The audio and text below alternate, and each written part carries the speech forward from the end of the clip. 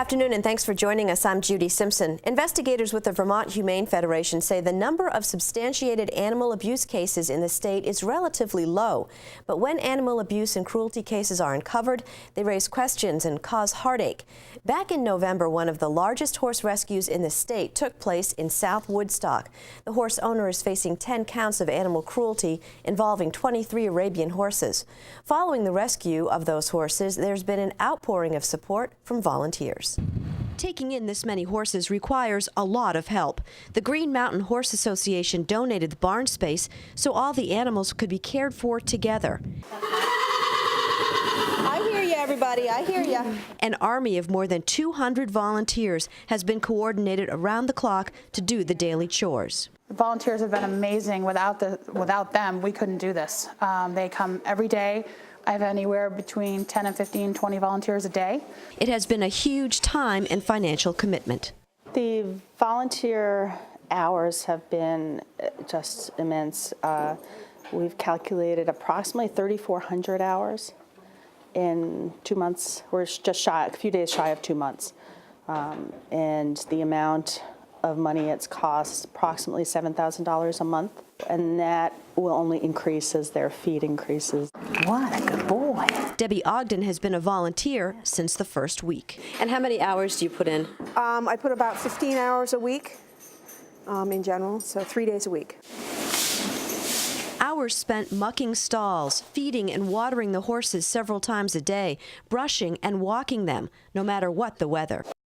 Of course, those volunteers worked 24/7. One of the Vermonters involved in the South Woodstock case is UVM Extension equine specialist Betsy Green. Great to see you again. Yeah, great to be here. And so, as a state equine specialist, what have you been doing in this particular case?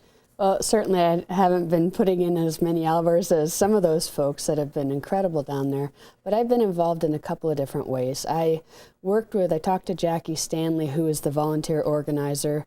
Been getting word out to students, and then I also have been talking to some of the feed dealers or feed companies, and I know that they've been very generous in providing for some of the needs of those horses. I also actually had a chance to go down and be a volunteer. I did a couple of shifts in a row because, the distance. Right. And it was great to see all the efforts and the work with those horses and all the folks that have been helping out. So what's the latest in terms of their recovery? Well, last time they were looking much better when I volunteered mid-January, but then also last time I talked to Heidi, who's the person in charge of managing the horses, they're doing a lot better, and they're starting to actually get to the point where they can foster some of those out to families so that they're not, Green Mountain Horse Association needs their facilities back at some point. Right. But they've been very generous as well to donate that space for those horses to be taken care of in one place. And in the South Woodstock case, there are formal charges of animal cruelty. There are also cases or examples in which horses need help for reasons other than, of course, abuse or cruelty. In Heinsberg, there's an organization called After the Track, and it's working to ensure the welfare of retiring racehorses. After the Track's motto is Assuring Futures for Thoroughbred Ex-Racehorses. You might be surprised to learn that approximately 30,000 thoroughbred horses are born each year to breeders who hope to raise a champion. Even those horses who make it to the track are often in need of a second job after they wind down their racing career. Joining us now is Executive Director of After the Track, Ginny Iverson. Welcome to you. Thank you. Tell us a little bit about your organization and the work that you do. Well, we're a nonprofit organization, and we're located in Heinsberg at Lakota Way Farm, just about 25 minutes south of Burlington. Mm-hmm. Our farm is 28 acres, all conserved with the Vermont Land Trust. And we're an organization designed to really help and pay attention to the welfare of thoroughbred ex-racehorses, horses that aren't successful at the track. So we do this by retraining them and placing them in adoptive homes. Mm-hmm. And so how many horses about do you take care of at any one particular time? Well, currently I have 15 horses at the farm, 7 of whom are in training, and 9 are actually ex-racehorses. And so After the Track has sort of 4 main programs?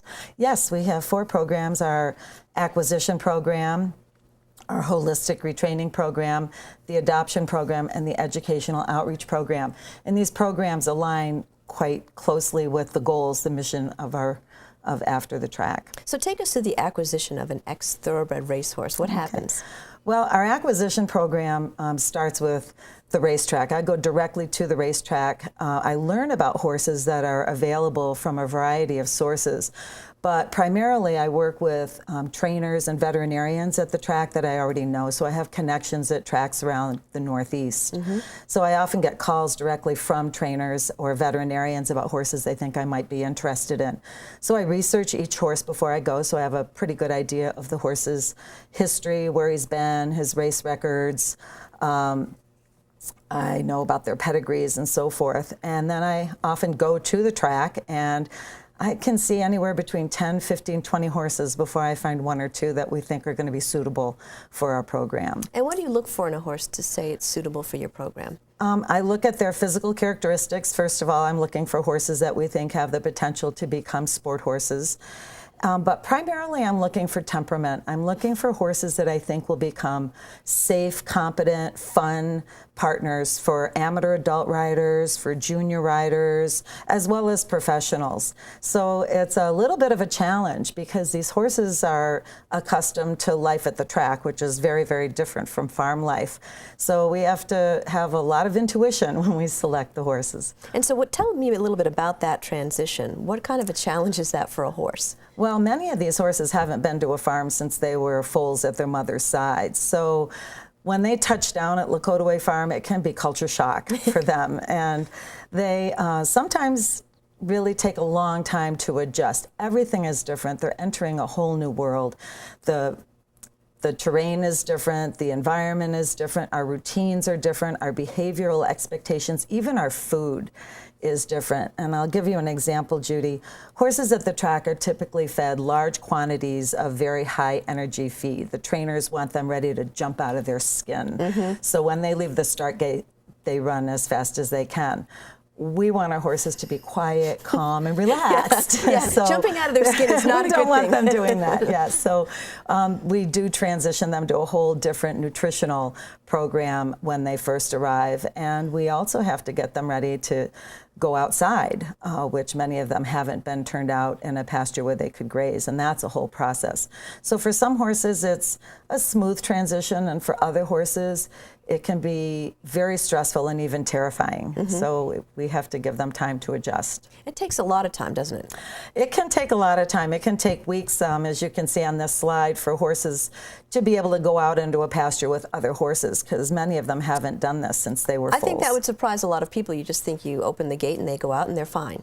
They really don't necessarily know about hills and rocks and stumps and you know, the kinds of things that cats and dogs running around. So it can be pretty scary. Some of the horses find it to be joyful and exciting, and others are quite afraid. So, and they also are used to being able to run as fast as they can run on smooth, flat surfaces. And when we turn them out, we live in Heinsberg in Vermont, and it's very hilly.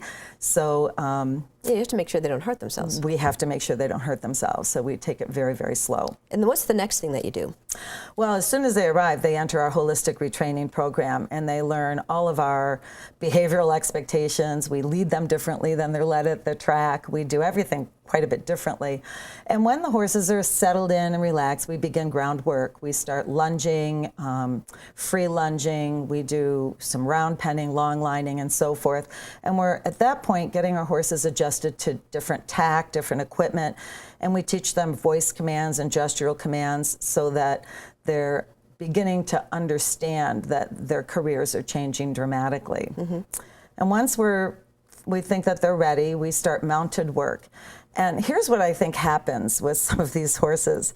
Imagine being trained and employed as a distance runner, and then abruptly losing your job, being transported to a foreign country, and then given a new job as a gymnast.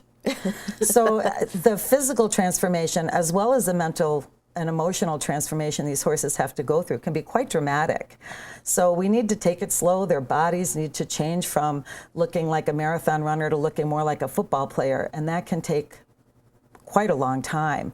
Even their hooves have to change. They're shod very, very differently at the track, and their hooves look very different than what we would expect of a sport horse or a pleasure horse. So it can take over a year for them to get hooves that are more suitable for the kind of work we're asking them to be able to do. When you talk about these kinds of transitions, it is amazing that the horses can do this. I mean, I think people don't realize the whole switch in psychology that it takes.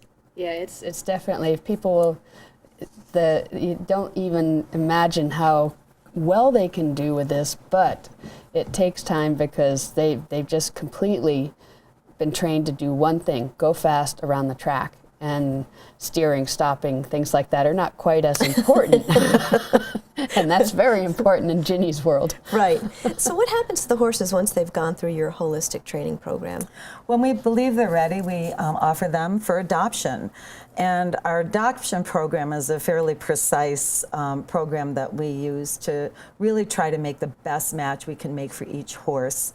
The success of After the Track rests on finding wonderful homes for wonderful horses. So we really take our time with that process. We have a journal on each horse that includes their health records, their nutritional records, and their training records, so people know that what they've been through and what we've done with them over the past year or so that they've been at After the Track.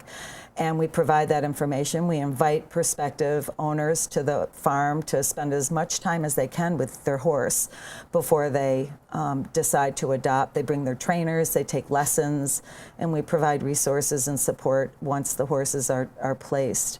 We also try to keep longitudinal records on each horse, so when a horse is adopted from After the Track, we keep annual, well, for the first year we ask for 3 updates, and then thereafter we ask for annual pictures and updates on each horse so that we know that our programs are working. So we find out a little bit about what the horse is doing 3, 4, 5 years down the road so that we know if we have to adjust any of our practices.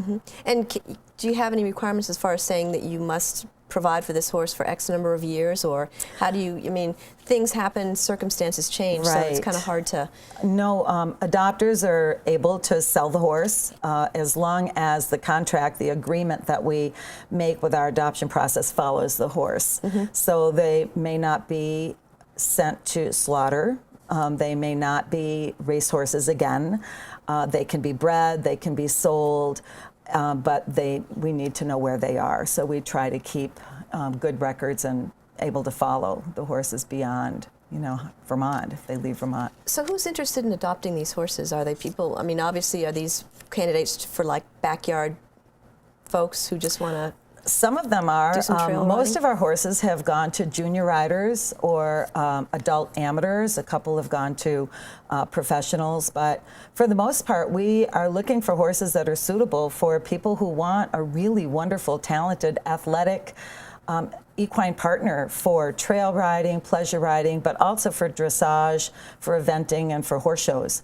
So we really kind of want to seek out people that are not necessarily looking to go to the Olympics, but looking to have a really good time with a horse in their lives. Now, outreach is also important to you, too, educational outreach. Yes, our educational outreach program is very exciting, actually. We offer educational internships to high school and college students. We currently have interns from Champlain Valley Union High School and from the University of Vermont, and they're involved in working in the areas of horsemanship, farm management, and business innovations. They're doing activities involving fundraising, researching grant opportunities and grant writing, videography, photography, just all kinds of things. So we're really interested in offering opportunities for students who want to enhance their education outside of the classroom. It's a great opportunity. It is, and of course a lot of our students say, oh, I would love to run a not-for-profit or a rescue or some sort of thing like that, and this is a great chance for them to see that it's not so easy, and the horse often is the easy part of that business.